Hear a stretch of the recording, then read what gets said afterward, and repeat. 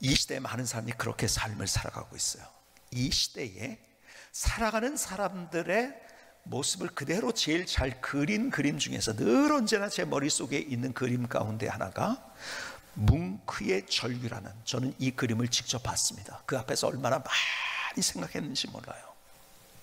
뭉크의 절규가요, 2012년도에 이것이 경매를 했는데요, 그 당시에 최고의 가격 1,300억 원에 팔렸습니다. 그 당시에 경매 가격은 최고의. 그런데 이것이 유화가 아니고 파스텔화예요. 그러니까 유화가 비싸지 파스텔화는 그렇게 비싸지 않은데, 그럼에도 불구하고 최고의 경매가를 넘었던, 신기록을 세웠던 이 그림. 그런데 이 그림이 그린 사람이 뭉크잖아요. 뭉크의 그림을 일컬어서 표현주의라고 이야기를 합니다. 표현주의. 표현주의는 뭐냐면요, 여러분이 인상주의, 인상파와 그 다음에 인상주의와 이후에 나온 그 그림의 사조인데요, 이것은 뭐냐면요, 그 경계선상에 있던 사람이 고우 같은 사람이죠. 인상주의는요, 빛이 어떻게 비치냐에 따라서, 인상이라는 것은 그냥 똑바로 그리지 않고 그냥 대충 그렸다는 의미로 쓰여졌던 아주 그런 말이었었죠.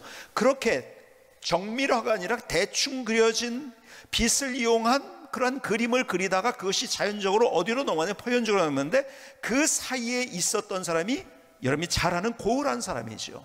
거기에는 그 사람의 그림에는 인상파의 그런 그림이 있을 뿐만 아니라 이 어떤 표현주의 그림이 또 담겨져 있어요. 어쨌든 이 뭉크의 그림은 표현주의입니다. 그런데요, 그 사람의 그린 절규라는 그림을 한번 보시겠습니까? 자, 자신을 앞에다 그린 거예요.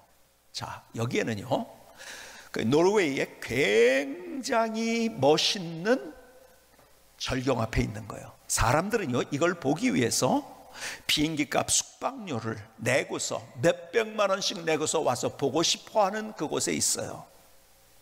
가고 싶은 그곳에 있어요. 더군다나 그에게 뒤에 보이지요? 친구도 있었어요. 여러분, 겉에 볼 때는요, 이 사람처럼 행복한 사람이 없어요. 멋있는 사람이 없어요. 그런데 표현주의라는 것은 뭐냐면 자기 속에 있는 내용을 표현했다는 거예요. 자기의 감정을. 어떻습니까? 절규하고 있어요. 그리고 이 그림을 다시 보면 이 그림을 그린 것을 자기는 이렇게 묘사를 합니다. 잘 들어보세요. 그림과 함께 두 친구와 함께 길을 걷고 있었다. 해가 뉘엿뉘엿 지고 있었다. 내 기분이 우울해졌다. 갑자기 하늘이 피처럼 붉게 물들었다. 나는 멈춰서서 난간에 기댔다. 죽을 것처럼 피로가 몰려왔다. 피덩이처럼 걸려있는 구름, 검푸른 현망과 마을 위에 칼처럼 걸려있는 구름 너머를 멍하니 쳐다보았다. 친구들은 계속 걸어갔지만 나는 공포에 떨며 그 자리에 멈춰 섰다. 그리고 가늠할 수 없이 엄청난 영원히 끝나지 않을 절규가 자연 속을 헤집고 지나가는 것이 느껴졌다. 여러분, 뭉크가 이 그림을 그리면서, 여러분, 외부적인 건 너무 좋아요. 경치가 얼마나 좋은데요. 근데요, 그 경치가 피덩이처럼 걸려있다고 얘기를 합니다. 경치가 아름답지 않아요. 사람들은 와 탄성 지르는 곳에서 친구도 있어요. 근데 왜 그럴까요? 속은 썩었어요. 속은 공포 속에 있어요. 속은 외로움 속에 있어요. 속은 흐느끼고 있어요. 현대인의 모습을 가장 적나라하게 보여준 그림이 바로 이것이 아닌가 생각이 되어집니다. 왜 그럴까요? 내 생각이 이게 맞아 하고 그냥 가면은 내가 원하는 길을 절대로 갈 수 없다는 거예요. 자, 오늘 뭉크의 절규 같은 인생을 살았던 한 사람이 요한복음 3장에서 소개가 되고 있어요. 그 사람의 이름은 니고데모입니다. 우리가 다 읽지 못했지만 3장을 자세히 한번 나중에 보실 수 있기를 바랍니다. 니고데모라는 사람이 어떤 사람인지 아세요? 오늘 본문은 3장에서 이렇게 얘기합니다. 그 사람은 바리새인이었다고 얘기를 합니다. 여러분, 우리가 흔히 설교를 듣다가 바리새인은 무조건 나쁜 사람 이러는데요, 그 당시에는 존경받고 있었던 사람인 거 아십니까? 왜 그런지 아세요? 권력에 빌붙지 않고 착하게, 윤리적으로, 도덕적으로, 율법적으로 흠결없이 살려고 했던 사람들이에요. 주님께서 말씀하시고 너 겉은 그런데 속은 마음은 안 그렇다. 그래서 그것을 책망하신 거예요. 그래서 회칠한 무덤이라고 하셨지. 근데 그 당시에 요세푸스라는 역사가의 증언에 의하면은 한 6천 명, 최대 6천 명, 한 3천 명에서 6천 명 정도 되는 것 같아요. 그러니까요, 이 사람들은 특별한 사람들이에요. 존경받고 있었던 사람이에요. 왜요? 다른 사람보다 권력에 빌붙지 않았어요. 그리고 고결한 삶을 살려고 노력을 했어요. 아마 지금으로 따지면 수도사와 같은 그러한 삶을 살았던 사람들이죠. 그런데 이 사람은 니고데모는 거기서 끝난 것이 아니라 3장에 보니까 사내들인 공회 회원이었었어요. 사내들인 공회라는 것은요, BC 3세기 시작된 유대인들의 최고 기관이었었어요. 자기들끼리. 근데 거기는 제사장, 그 다음 바리새인, 사두개인, 서기관, 장로들로 구성됐어요. 70명입니다. 거기다 대제사장까지 포함을 하면은 71명 이렇게 해가지고 그는 소수의 무리죠. 리더였었어요. 지금으로 얘기하면 국회의원 이상의 그러한 역할을 했던 그런 사람들이죠. 지도자였고 성공한 사람이었고 존경받는 사람이었었어요. 겉으로 볼 때는요, 멋있어요. 나도 저 사람처럼 되면 좋겠다는 사람이 주변에 얼마나 많이 있었을까요? 그런데 그 사람의 속과 삶은 그렇지 못했다는 것이 문제예요. 그래서 오늘 본문에 보니까 예수님을 찾아옵니다. 예수님이 정말 좋은 말씀을 주신다고 하는데 예수님께 좀 한번 나의 인생 한번 좀 상담해 봐야겠다. 그리고 찾아옵니다. 근데 언제 찾아오는지 아세요? 밤에 찾아옵니다. 왜 밤에 찾아올까요? 이거는요, 물어보나 마나 낮에는요, 자기 같은 지위에 있는 사람이 예수님을, 더군다나 예수님은 나사렛 출신이에요. 저기 가버나움 쪽에서 그냥 이 예루살렘에서 활동했던 분이 아니에요. 가버나움 저기 그냥 천하게 살던 사람 중에 있던 사람, 그 사람에게 찾아간다는 건 말이 안 되는 거예요. 문제는 있는데, 그러니까요, 남들의 눈을 피해서 밤에 찾아간 거예요. 왜 그럴까요? 겉은 번지르했지만은 속에는 고통이 있었어요. 아픔이 있었어요. 상처가 있었어요. 외로움이 있었어요. 고독이 있었어요. 그래서 예수님 앞에 나와서 질문합니다. 내가 어떻게 해야 구원을 얻을 수 있습니까? 그때 예수님께서 앞선 우리가 본 본문의 앞에 보면 요한복음 3장 3절에 이렇게 말씀합니다. 예수께서 대답하여 이르시되 진실로 진실로 내게 이르노니 사람이 거듭나지 아니하면 하나님의 나라를 볼 수 없느니라. 거듭나야 된다고. 무슨 얘기를 하는지, 삶의 근원적인 얘기를 하는 거예요. 당장 아프니까는 약 바르고, 이게 아니라 더 근원적인 이야기. 여러분, 위가 아파요. 소화가 안 돼요. 그러면 단순히 소화 안 되는 것만 생각하면 안 되죠. 왜 안 되는가를 알아야 되는 거잖아요. 근데 소화가 안 되니까 소화제만 먹으면 그게 해결이 됩니까? 안 되는 거죠. 제 친구는요 30대에 30살 정도 됐을 때 세상을 떴어요. 왜 그런지 아세요? 배가 아픈 거예요. 병원에 갔어요. 소화가 안 돼서 그런 거라고 소화제를 줬어요. 집에 왔어요. 열이 더 나기 시작합니다. 아파서 급하게 갔는데 이미 끝났어요. 맹장이었어요. 그게 터져가지고 30세의 젊은 나이에 세상을 떴어요. 여러분, 그러니까 배 아프면 소화제 먹으면 되는 건가요? 아니요. 더 근원적인 거를 봐야지요. 그렇죠? 예수님께서 그 근원적인 이야기를 하고 있는 거예요. 그러면서 3장, 그러니까는 거듭나야 된다니까 이해를 못한 거죠. 거듭난다? 아니 그럼 다시 태어나라고요? 다시 태어나는 말이죠. 그럼 어머니 뱃속에 다시 들어갔다는 말도 안 되는 소리 하고 계시네? 그랬더니 주님께서 계속 이런 얘기를 하십니다. 요한복음 3장 8절에 바람이 임의로 불매 내가 그 소리는 들어도 어디서 와서 어디로 가는지 알지 못하느니 성령으로 난 사람도 다 그러하니라. 바람의 이야기를 합니다. 여러분, 바람 보이는 게 아니에요. 그렇죠? 그런데 나뭇결이 흔들립니다. 잎새가 흔들립니다. 왜 흔들릴까요? 바람 때문에. 스스로 이러는 게 아니죠. 바람이 있었기 때문에. 바람은 보이지 않는 거죠. 그러니까 주님께서 너 근원적인 것을 생각해야 된다는 말씀을 큰 그림으로 얘기하면 그런 말씀하고 계신 거예요. 여러분, 김춘수의 바람이라는 시가 있어요. 저희 고등학교 때 국어 선생님이 김춘수의 아주 바로 밑에 있었던 제자예요.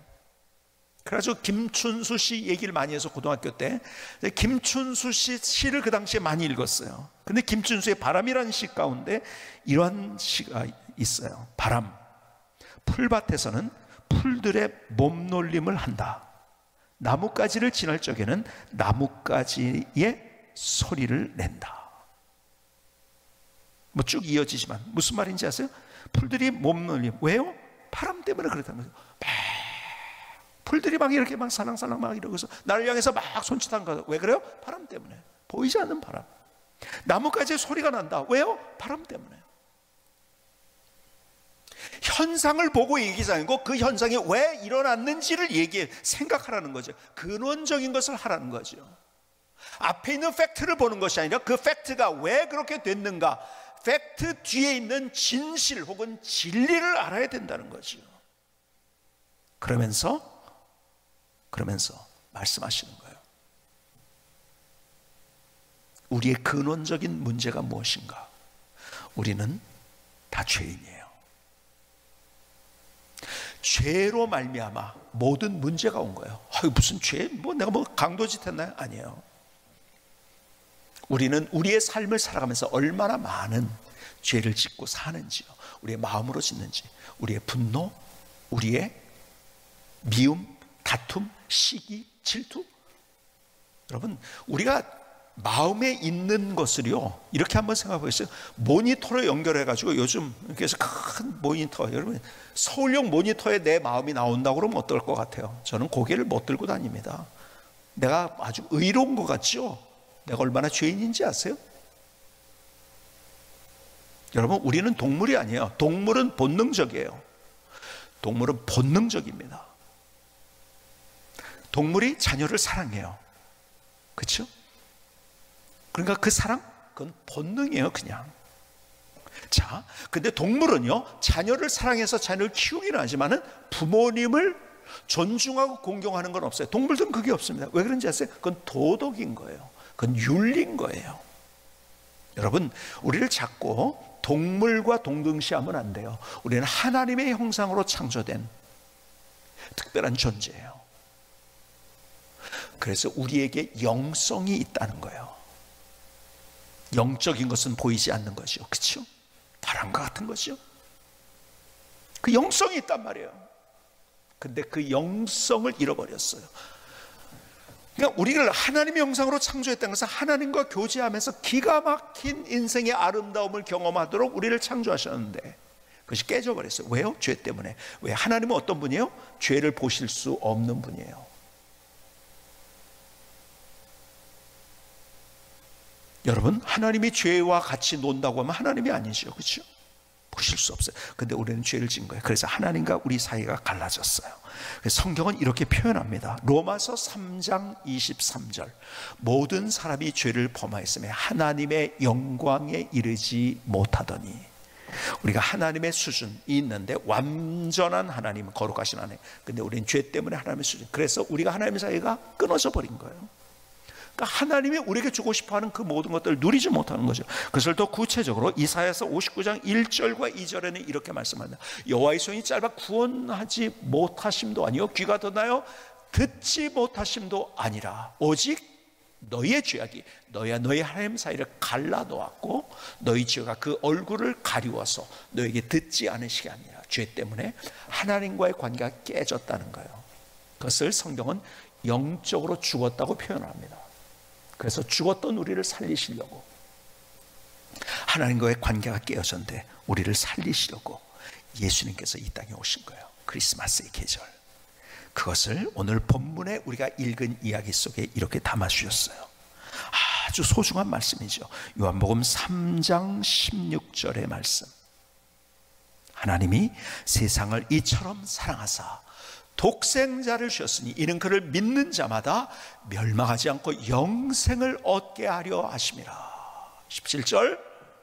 하나님이 그 아들을 세상에 보내신 것은 세상을 심판하려 하심이 아니요 그로 말미암아 세상이 구원을 받게 하려 하심이라. 하나님의 의도는 우리가 영생이에요. 하나님의 의도는 심판이 아니에요. 자, 그런데 보세요. 우리가 하나님과의 관계가 깨어졌단 말이에요. 어떻게 회복할 수 있을까요? 내가 완전해지면 돼요. 내가 완전해지면. 근데 그럴 사람이 없어요. 아무리 내가 밥 안 먹고 잠 안 자고 수도를 한다 할지라도 나는 완전해질 수가 없어요. 그것이 우리의 한계예요. 그런데요, 성경이 기가 막힌 선언이 뭔지 아십니까? 요한복음 3장 16절의 첫 하나님의 선언이 이거예요. 하나님이 세상을 이처럼 사랑하사. 하나님의 본질이 뭔지 아세요? 하나님의 본질은 사랑이에요. 여러분, 중세시대는요, 하나님의 본질을 잘 먹은 진노라고 생각했어요. 진노의 하나님. 너 하나님이 그러면 너 죽여? 따라서 하리몽댕이 분지를 거야? 그러니까 이렇게 해야 돼. 사람들을 올가맨 그 시대가 중세예요. 성경을 잘못 해석한 거죠. 하나님의 본질은 사랑이에요. 그러니까 창세기서부터 요한계시록까지 성경에 있는 모든 얘기가 사랑이에요. 어느 정도로 우리를 사랑하시는가? 호세아서에 보면은요, 호세의 아내가 고멜이요, 결혼했다 딴 남자를 찾아서 갑니다. 그런데 호세아는 여전히 하나님께서 그에게 그 여인을 찾아오게 하는 거예요. 다시 사랑해라. 그래서 찾아왔어요. 근데 또 갑니다. 또 찾아왔어요. 계속 그렇게 해라. 그러면서 하시는 말씀, 내가 너희를 그렇게 사랑한다. 니들이 네 마음대로 삶을 산다 할지라도 난 그래도 널 그렇게 사랑해. 호세아예요. 여러분, 성경에는 다 하나님의 사랑의 스토리입니다. 하나님이 우리를 사랑하셨어요. 다른 어떤 종교에서, 불교나 유교나 아니면 힌두교나 어떤 종교에서 어떤 절대자가 내가 너를 사랑한다는 말이 없어요. 하나님만이 우리를 사랑하신다고 말씀하세요. 근데 공허한 사랑이 아니에요. 추상적인 사랑이 아니에요. 어떤 사랑? 하나님의 사랑, 구체적인 사랑이에요. 그래서 우리가 해결할 수 없는 것을 하나님이 해결해 주셨어요. 뭘 해결해 주셨을까요? 우리의 죄의 문제를 누구도 공부를 열심히 해도, 아무리 수도를 해도, 뭘 해도 안 되는 그 문제를 예수님의 십자가로 해결해 주셨어요. 내가 받아야 될 죄의 삭슬 예수님께서 십자가상에서 다시 받으신 거예요. 거기서 대신 받으신 거예요. 그래서 십자가는 하나님의 공의가 있고 하나님의 사랑이 만나는 자리예요. 우리를 사랑하셔서 예수님께서 우리가 죄 때문에 받아야 될 형벌을 대신 대속제물이 되셔서 받으셨어요. 내가 살인을 했어, 예를 들어서 형무소에 가야 돼요. 무기징역 받습니다. 사형을 받습니다. 근데 대신 받아주신 거예요. 이게 하나님의 사랑이에요. 내가 할 수 없는 그것, 내가 해결할 수 없는 죄의 문제, 가장 근원적인 것, 여기서부터 출발이에요. 여러분, 우리는 우리의 인생의 문제는 돈이 있냐 없냐의 문제가 아니에요. 제가 보니까 돈 있는 사람처럼 그렇게 싸우죠. 마라도나가 그렇게 축구를 잘했어요. 죽었어요. 60 정도밖에 못 살고 죽었어요. 돈 때문에. 그 밑에 있는 자녀들이 다 싸움이 시작됐어요. 여러분, 돈 때문에 내가 힘든 게 아니에요. 사람 때문에 힘든 게 아니에요. 물론 그것 때문에 우리가 앞에 보이는 현상은 그런 거죠. 팩트는 거죠. 근데 진실은 뭔지 아세요? 진실은 사실은 우리의 근원적인 문제라는 거예요. 배가 아픈 이유가 소화가 안 돼서가 아니라 맹장에 걸렸는데 그거 안 하고서 다른 문제를 한다면 안 되는 거죠. 오늘 주님께서 그 말씀을 해주고 있는 거예요. 지금 바람 얘기를 하면서. 그래서 너희들이 다시 하나님의 사랑이 뭔지를 알고 그 사랑 때문에 우리에게 어떻게 은혜를 주셨는지. 여러분, 하나님이 우리에게 은혜를 주셨어요. 은혜라는 말은 거저주는 선물이에요. 그래서 크리스마스 계절에 우리가 선물을 주고 합니다. 나눕니다. 하나님께서 거저주는 선물, 예수님을 이 땅에 보내셨어요. 그래서 요한복음 3장 10절을 다시 볼까요? 하나님이 세상을 이처럼 사랑하사, 사랑한다 이걸 끝나가시나? 독생자 예수님을 보내신 거예요. 그게 크리스마스인 거예요. 왜요? 그를 믿는 자마다 멸망하지 않고 영생을 얻게 하기 위해서. 예수님을 믿음으로 말미암아 영생을 얻는다. 영생을 얻었다는 말은 구원받았다는 말이에요. 구원받았다는 말은 죄가 용서받았다는 말이에요. 우리의 대속제물이 되셨어요. 하나님의 자녀가 됐다는 말이에요. 하나님의 백성이 됐다는 말이에요. 이제 하나님과 관계하는 사람이 될 수 있다는 거예요.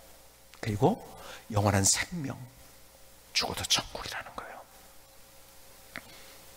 보이지 않는 그것을 주님께서는 진리로 우리에게 보여주고 계신 거예요. 그래서 예수님을 믿을 때, 나는 스스로 내 죄의 문제를 해결할 수 없지만 예수님이 우리를 대신해서 해결해 주셔서 그를 믿을 때 우리가 하나님의 자녀가 되고 하나님의 백성이 되고, 여기서부터 그것을 성경은 거듭났다고, 예수님을 믿는 순간을 거듭났다고 이야기해요. 다시 산 거예요. 앞서 얘기한 것처럼 하나님과의 관계가 끊어졌을 때 죄 때문에 우리를 죽었다고 표현합니다. 죽었던 너를 살리셨도다. 다시 죽었던 우리를 다시 태어나게 하시는 거예요. 그래서 거듭났다. 오늘 크리스마스의 계절에 이것을 복음이라고 이야기합니다. 영어로 가스펠이라고 합니다. 복음이라는 것은 복된 소식, 기쁜 소식의 기쁜 소식이 뭔지요? 내가 해결할 수 없는 문제를, 가장 근원적인 문제를 하나님이 우리를 위해서 해결해 주신 거예요. 예수님이 이 땅에 오셔서 우리를 대신해서 십자가를 지셨어요. 그래서 그로 말미암아 우리가 하나님의 자녀가 된 거예요. 예수님을 믿는 믿음으로 다시 인생의 이막, 다시 거듭난 우리의 삶을 살 수 있다면, 여러분, 우리의 삶의 어떤 것도 우리가 능히 이기며 승리하면서 멋진 하늘나라의 영광을 경험하며 우리의 길을 걸어가는 것입니다. 오늘 이 은혜가 여러분들에게 있을 수 있기를 주님의 이름으로 축복합니다.